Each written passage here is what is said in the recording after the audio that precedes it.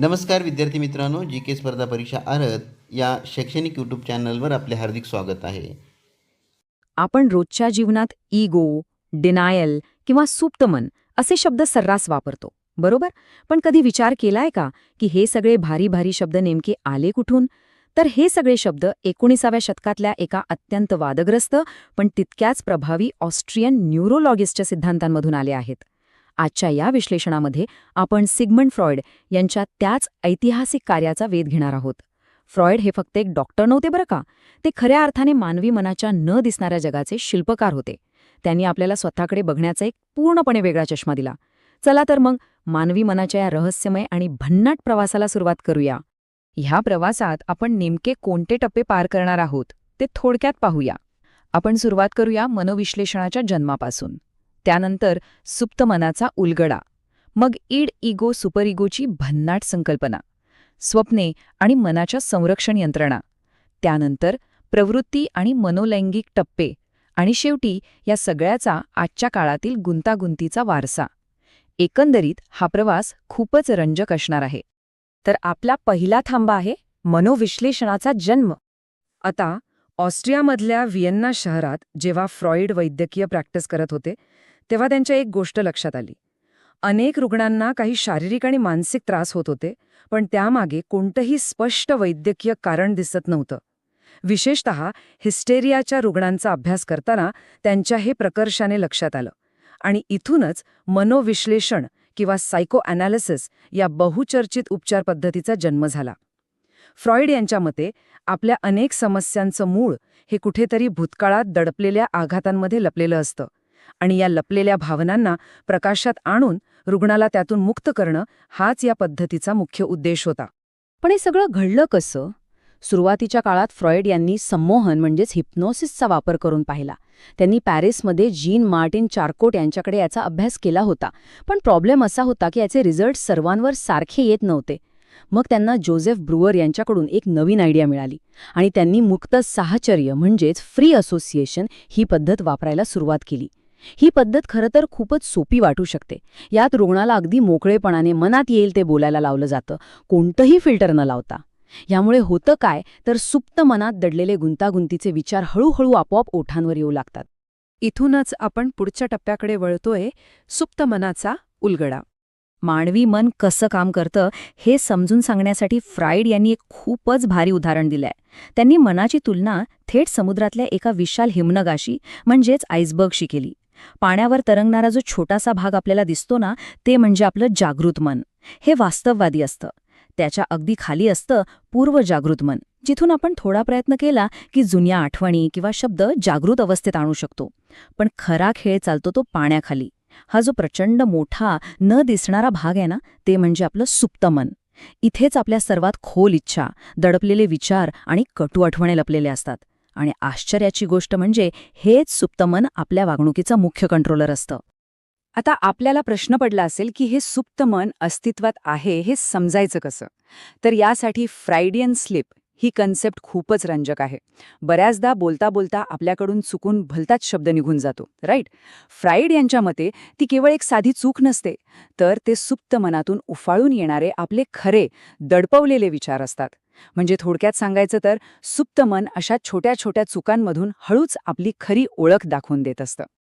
या सुप्त मनाच्या आत नक्की चालतं काय हे समजून घेण्यासाठी फ्रॉइड यांनी मानवी प्रवृत्तीचे दोन अगदी परस्पर विरोधी भाग पडले.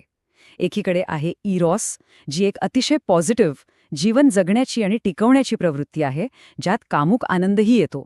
तर त्याच्या अगदी उलट दुसरीकडे आहे थॅनाटॉस, जी एक मृत्यू प्रवृत्ती आहे. ही थोडी डार्क कन्सेप्ट आहे. ही प्रवृत्ती आक्रमक आणि स्वतःचाच विनाश करण्याकडे कल असणारी असते. फ्रॉइड यांचं असं स्पष्ट मत होतं की या दोन अगदी विरुद्ध शक्तींमध्ये जे सतत युद्ध सुरू असतं, त्यातूनच मानवी वर्तन आकार घेत असतो. आता वळूया पुढच्या आणि अतिशय महत्त्वाच्या संकल्पनेकडे, ईड, इगो आणि सुपर इगो. आपण आत्ताच पाहिलेल्या द्वंद्वाला फ्रॉइड यांनी एका भन्नाट त्रिस्तरीय रचनेतून मांडला आहे.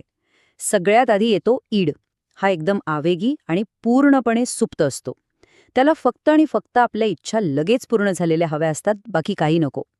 मग येतो सुपर इगो, जो अगदी अवलट असतो. तो नेहमी समाजमान्य नीतिमत्तेचा आणि आदर्शांचा विचार करतो. काय योग्य आणि काय अयोग्य हे तो सतत तपासत असतो. आणि या दोघांच्या बरोबर मध्ये अडकलेला असतो आपला इगो. इगोचं काम एका घोडेस्वारासारखं असतं. त्याला एका बाजूला ईडसारख्या बेलगाम घोड्याला वास्तवाचं भान ठेवून हाताळायचं असतं आणि दुसऱ्या बाजूला सुपर इगोच्या कडक नियमांचं पालन करायचं असतं. हा समतोल साधणं म्हणजे अक्षरशः तारेवरची कसरत असते. चला, आता आपल्या चौथ्या भागाकडे जाऊया. स्वप्ने आणि संरक्षण यंत्रणा. मगाशी आपण पाहिलं की ईड आणि सुपर इगोमध्ये सतत संघर्ष सुरू असतो. या संघर्षामुळे मनावर प्रचंड ताण आणि चिंता निर्माण होते. हीच चिंता कमी करण्यासाठी आपला इगो नकळतपणे काही संरक्षण यंत्रणा किंवा डिफेन्स मेकॅनिझम वापरतो. आपण कधी हे अनुभवलंय का? जसं की एखाद्या कटू सत्याला सरळ सरळ नकार देणं किंवा रागात बॉसवर ओरडता येत नाही म्हणून तो राग घरी येऊन दुसऱ्यावरच काढणं. यालाच डिनायल आणि डिस्प्लेसमेंट म्हणतात. कधीकधी आपण स्वतःच्या चुकांसाठी खोटी पण अगदी खरी वाटेल अशी कारणं देतो. याला रॅशनलायझेशन म्हणतात. या सगळ्या यंत्रणा खरं तर वास्तवाला थोडं वळण देतात आणि आपल्या इगोचा बचाव करून आपलं मानसिक संतुलन टिकवून ठेवतात. आणि आता झोपेच्या जगाकडे वळूया, स्वप्नांबद्दल. फ्रॉइड यांचं म्हणणं होतं की आपली स्वप्न ही काही उगाच पडत नाहीत, तर ती सुप्त मनातील दडपवलेल्या इच्छा बाहेर काढण्याचा एक मार्ग असतात. पण ह्या इच्छा थेट समोर येत नाहीत, तर त्या एका स्वप्नकार्यातून किंवा ड्रीम वर्कमधून जातात. ह्यात काय होतं तर तुमचे मूळ विचार लपवले जातात, त्यांना एका छोट्या प्रतिमेत संक्षेपित केलं जातं, त्यांचा भावनिक अर्थ बदलला जातो आणि खूप सारे प्रतिकात्मक बदल केले जातात. आणि शेवटी या सगळ्याची मिळून एक गोष्ट तयार होते जी आपल्याला सकाळी उठल्यावर आठवते. खऱ्या अर्थाने हे मनाचे एक अद्भुत आणि गूढ काम आहे. आता वळूया भाग 5 कडे. प्रवृत्ती आणि मनोलैंगिक टप्पे. हा भाग थोडासा विवाद्य असला तरी फ्राईडच्या सिद्धांताचा खूप महत्वाचा गाभा आहे. त्यांनी बालपणापासून ते प्रौढावस्थेपर्यंतच्या विकासाचे 5 मनोलैंगिक टप्पे मांडले आहेत. त्यांच्या सिद्धांतानुसार मानवी विकास या विशिष्ट टप्प्यातून जातो आणि प्रत्येक टप्प्यावर आपली मानसिक ऊर्जा शरीराच्या वेगवेगळ्या भागांवर केंद्रित असते. सर्वात रंजक आणि तितकीच धक्कादायक गोष्ट म्हणजे फ्राईडचं असं मानणं होतं की जर एखाद्या टप्प्यावर बालकाच्या गरजा पूर्ण झाल्या नाहीत किंवा त्या गरजेपेक्षा जास्त पूर्ण झाल्या तर त्याचा विकास तिथेच अडकून पडतो आणि त्याचे कायमस्वरूपी परिणाम प्रौढ व्यक्तिमत्वावर होतात. म्हणजे एखादी व्यक्ती अतिशय शिस्तबद्ध राहणं किंवा खूपच अव्यवस्थित असणं हे सगळं याच टप्प्यांमधून ठरतं असं त्यांचं मत होतं. आणि याच मनोलैंगिक विकासादरम्यान येणारी आणखी एक अत्यंत चर्चित आणि वादग्रस्त संकल्पना म्हणजे इडिपस कॉम्प्लेक्स. ग्रीक पौराणिक कथांमधून प्रेरित झालेला हा सिद्धांत असं सुचवतो की बालपणातील फॅलिक टप्प्यादरम्यान बालकाच्या मनात एक सुप्त आणि गुंतागुंतीचा संघर्ष चालू असतो. या काळात बालकाला आपल्या विरुद्धलिंगी पालकाबद्दल ओढ वाटते आणि समानलिंगी पालकाबद्दल नकळत एक प्रकारचा मत्सर वाटतो. आपण इथे कोणत्याही निष्कर्षावर पोहोचत नाहीये, पण फ्राईडचं असं म्हणणं होतं की हाच सुरुवातीचा मानसिक संघर्ष पुढे जाऊन बालकाला समाजाची नीतिमत्ता आणि मूल्य स्वीकारायला भाग पाडतो. आता आपल्या शेवटच्या टप्प्याकडे येऊया, एक गुंतागुंतीचा आणि वादग्रस्त वारसा. फ्राईड यांचं वैयक्तिक आयुष्य आणि विशेषतः त्यांची शेवटची काही वर्षे अतिशय नाट्यमय आणि तणावपूर्ण होती. 1930च्या दशकात नाझींचा उदय झाला आणि युरोपमधील परिस्थिती एकदमच हाताबाहेर गेली. 1933मध्ये तर नाझींनी फ्राईड यांच्या विचारांना कडाडून विरोध करत चक्क त्यांच्या पुस्तकांची होळी केली. पुढे जेव्हा गेस्टॅपोने त्यांच्या मुलीची अण्णाची चौकशी केली तेव्हा मात्र त्यांना जाणवलं की आता इथे राहणं सुरक्षित नाही. अखेर जून 1938मध्ये त्यांना आपलं व्हिएन्नातील घर कायमचं सोडून लंडनला पळून जावं लागलं. तिथेच अनेक वर्षांच्या जबड्याच्या कर्करोगाशी झुंज दिल्यानंतर सप्टेंबर 1939मध्ये त्यांचं निधन झालं. प्रसिद्ध कवी W.H. ऑडेन यांचं हे वाक्य फ्रायड यांच्या अवाढव्य प्रभावाचं अगदी अचूक वर्णन करतं. आजच्या घडीला विचार केला तर आधुनिक विज्ञानाच्या आणि मानसशास्त्राच्या आधारे फ्राईड यांचे अनेक सिद्धांत सदोष किंवा चुकीचे मानले गेले आहेत हे नक्की. पण त्यांनी मानवी विचारसरणी जी क्रांती घडवून आणली ती कोणीही नाकारू शकत नाही. साहित्य असो, कला, तत्त्वज्ञान किंवा आपलं रोजचं जीवन या सर्वच क्षेत्रांवर फ्राईड यांच्या विचारांचा गडद ठसा आहे. थोडक्यात सांगायचं तर माणसाला त्याच्याच लपलेल्या मनाकडे पाहण्याचा एक नवीन आणि धाडसी दृष्टिकोन त्यांनी मिळवून दिला.